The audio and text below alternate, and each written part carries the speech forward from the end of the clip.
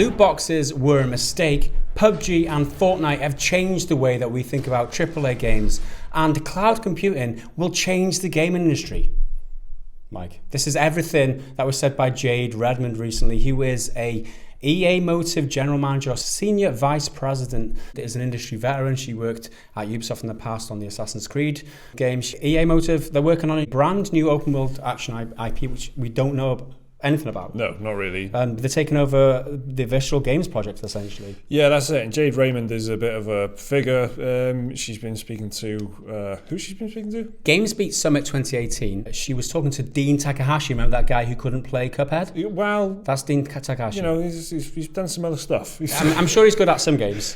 And interviewing people like Jade Raymond, because she did say, as you indicated at the beginning of the video there, she said a lot of stuff, a lot of interesting stuff, and she's a studio head, and they usually are quite talkative, and they usually do have like these big opinions and stuff. But sometimes when they're a bit more on the corporate side, they're a bit casual and smiley and kind of, oh yeah, we're always thinking about the gamers and stuff. But she's flat out said some stuff that is interesting and stuff you can get your teeth into. So it's interesting to us for sure. So I'm thinking in terms of what can we glean from everything that she says about the game that she's working on. So keep that in mind as we go through this.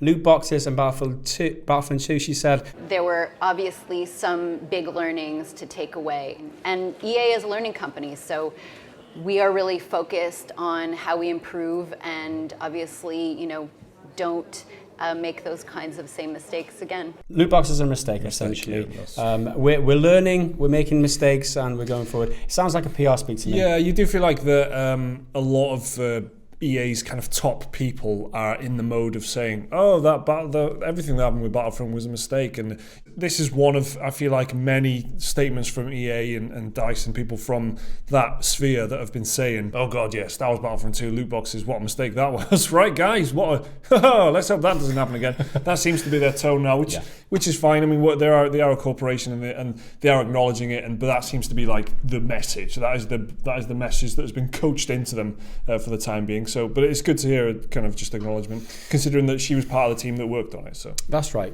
And the next thing she said was she was talking about AAA games and what players expect and the values they expect from AAA games. Now, she said, everyone's talking about PUBG and Fortnite these days. We used to think AAA quality meant, how many features do you have? How many modes? How many hours of gameplay? How many maps? And really now, what players are valuing is what's the social connection? What impact can I have on this world? What's my own story that I can tell? So, all of that can happen in one map and one mode and very few features. Our definition of AAA and quality has to evolve as well. And she did mention by name PUBG and Fortnite, so that's what she's referencing there. Yeah, absolutely. Games with very few features that essentially, like PUBG was so underpolished when it reached its popularity. Especially in PUBG's case, right? It was literally one map and it was one basic set of rules and it was one simple premise that everyone just really had a good time with. And that's the complete opposite of something like a Ubisoft product where it's just, does it have multiplayer? Does it have single player? Is it open world? Are there towers to climb? Are there side quests? Are there outposts? All this stuff is kind of, it doesn't matter. Is it a fun game?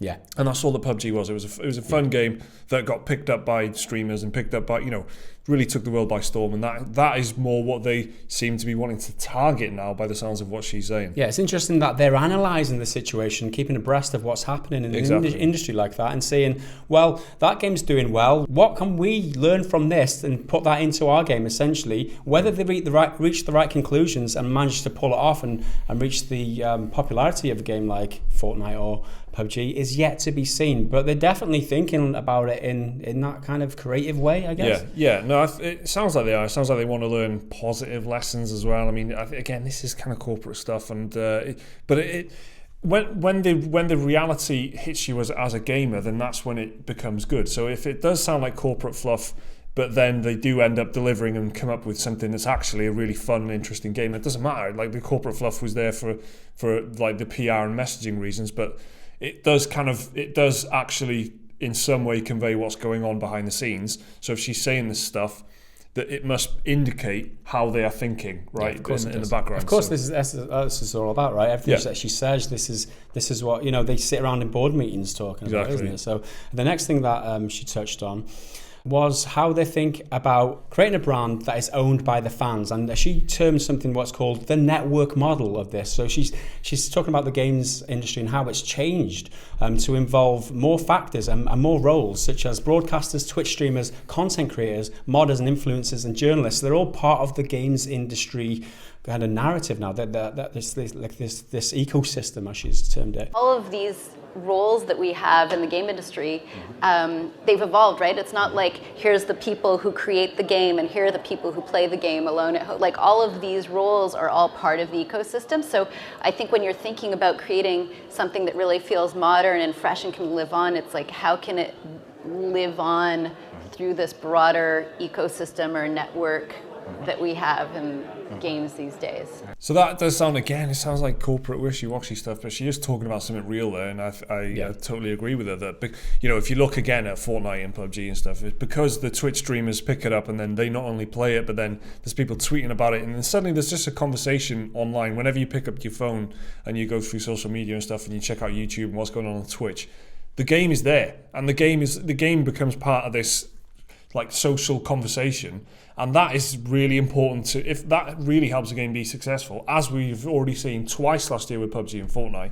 So that is, again, something that they need to think about. How kind of watchable is the game? Does the game create discussions online? Is it the kind of game where you check in every day and something completely different can happen? Yeah. And if that is the case, then not only is it going to be a more fun game for the gamer, but it does then generate that conversation online.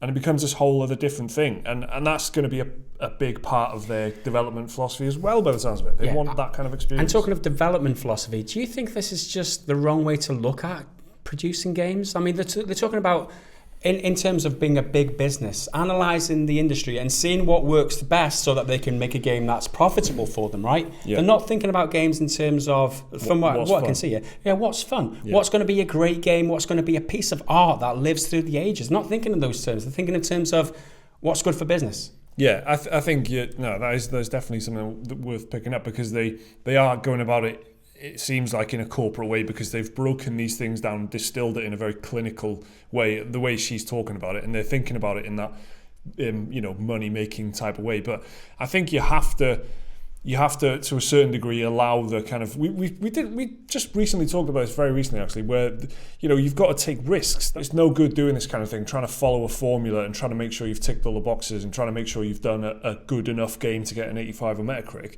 You've got to give people a chance to maybe fail, but they'll come up with something brilliant. Gaming needs that kind of attitude, and I think there are maybe figures in the industry who could lead that kind of charge, and people like CD Projekt are definitely are doing it as we speak with Cyberpunk and stuff. They've had government funding to do it, to push things forward in the way an open world works, the way a city is represented in a game.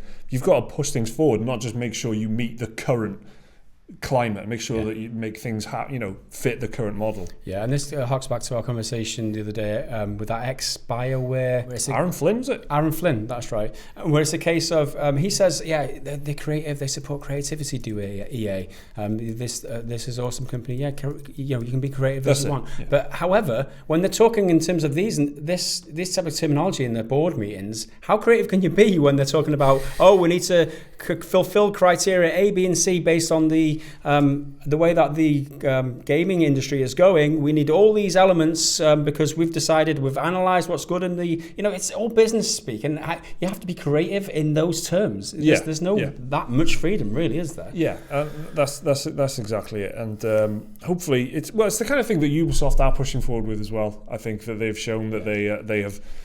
Again, they've acknowledged some bad practices that they were doing, and acknowledged some, I don't know if they're mistakes, because they did end up making loads of money for them, and that's ultimately what they're trying to do. But they haven't changed the way that things are going for them as a company. You've already seen the results of that with Far Cry 5 and Assassin's Creed Origins. And obviously the turnaround they've made on their online games and stuff, and they've just committed to those games rather than dumping them and burning them. They've gone, hang on, that was a fun idea. For Honor could actually be it's a new type of thing. Let's commit to it. Let's see what we can get out of it. Take a risk. And the player base is kind of pretty strong on that at last count anyway. So it needs more of that certainly. So with that said, the last thing I've picked up that she did say, talking about cloud gaming and streaming will change the industry, is what she said. You could simulate the whole world and render everything in real physics. You could. Forget about 100 players in a map. You know, all of those servers can be in one location. You could have thousands or millions of players. I think the first people to really take a bet and do something different there are going to have huge hit, and I think we're going to start to see things that just we never would have thought are possible. A lot of these kind of corporate figures and industry figures and kind of senior game designers and stuff, they will always kind of go back to, well, I'll tell you what, like cloud processing and stuff, that's actually going to be really where the future is and stuff. And VR is obviously the big kind of eye-catching one because it's a big mask you put on your face. But cloud computing is like, because it's just the word cloud computing, it just seems like a kind of abstract, weird thing that you can't really identify what it is or what it means. But a lot of people inside the industry are very excited about it, and they think that is where the future lies. And as games go online and live services and stuff, and Anthem and Destiny and whatever, a game that you just put in your game in the disc tray and you boot it up, and you also have to log in and you take part in an online world. It's not just a single player story anymore. That's the way that they seem to want it to go. And I think based on everything that she said during this interview, and obviously she's thinking about these things on a day-to-day basis, I wouldn't be surprised that if a lot of these, if not every single thing that she's talked about here, is part of the game that they're working on right now. It would make a lot of sense. It would, yeah. So what does that say for the new game that they're working on? Let us know what you think it might evolve into based on the future of the industry, cloud computing, and what we've learned from things like Fortnite and PUBG and that. Let us know down in the comments below. And that's it for this video. If you enjoyed it, click the thumbs up button. We'll see you again in the next one. On behalf of Mike Williams and myself, I'll see you again next time. Bye for now.